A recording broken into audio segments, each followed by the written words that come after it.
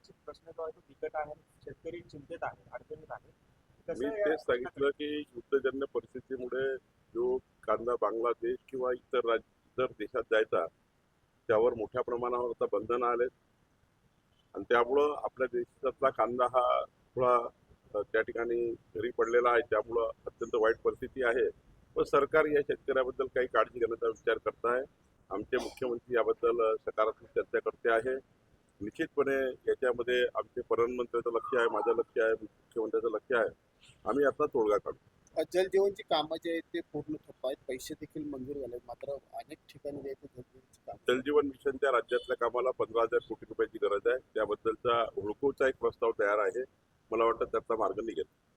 नितेश राणे म्हणजे आहे, त्याचं म्हणणं आहे की विकास लावण्यानुसार जे संतांकडे वाकडे बघण्याचा असंच कार्यक्रम त्यामध्ये कालही मी सांगितलं आपल्याला की पोलीस योग्य पद्धतीने सर्व बाजूचा तपास करत आहे आणि याचा जे काही तुम्हाला दिसेल की योग्य तपास झालेला, योग्य कारवाई झाली.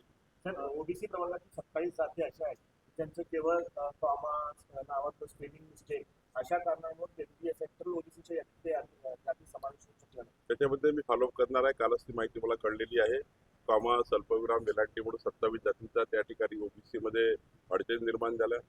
राज्यामध्ये 18 प्रगत जाती, 12 मुद्देदार समाज याला मजबूत करणे राज्य सरकारची जबाबदारी आहे.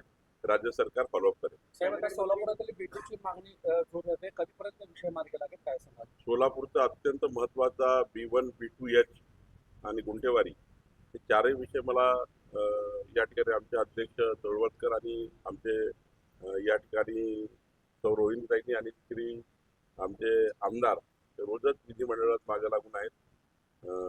या ठिकाणी आमदार कोठेजी आणि त्यांनी हा प्रश्न महानगरपालिकेच्या निवडणुकीची माझ्यासमोर मांडला होता, विधानसभेच्या निवडणुकीच्या वेळी माझ्यासमोर मांडला होता. महिन्याभराच्या आत मी मंत्रिमंडळासमोर जाईल. राज्याचे मुख्यमंत्री सकारात्मक आहे. त्यांनी सुद्धा सोलापूरवासियांना शब्द दिला आहे. येणाऱ्या महिन्याभरामध्ये B1, B2 आणि H हा जो सत्ता प्रकार झालेला आहे यामुळं लोकांच्या बांधकामावर बंधन आले आहेत. त्यांना त्याचं स्वामित्व मिळत नाही आहे. त्यामुळं ह्या सर्व प्रॉपर्टी क्लास 1 करणे, या प्रॉपर्टी फ्री होल्ड करून देण्याची शासनाची भूमिका आहे. महिन्याभरात शासन निर्णय घेईल. दुसरं गुंठेवारीमध्ये कालच मी चर्चा केली आहे. आमच्या महानगरपालिका आयुक्त, आमचे तिकडे SLR आहेत, कलेक्टर आहेत, त्यांना मी सूचना दिलेली आहे की महिनाभराच्या आतमध्ये गुंठेवारी जी आहे ती गुंठेवारीमध्ये जे लेआउट अडकलेले आहेत त्यामध्ये तुकडेबंदी कायद्याचा वापर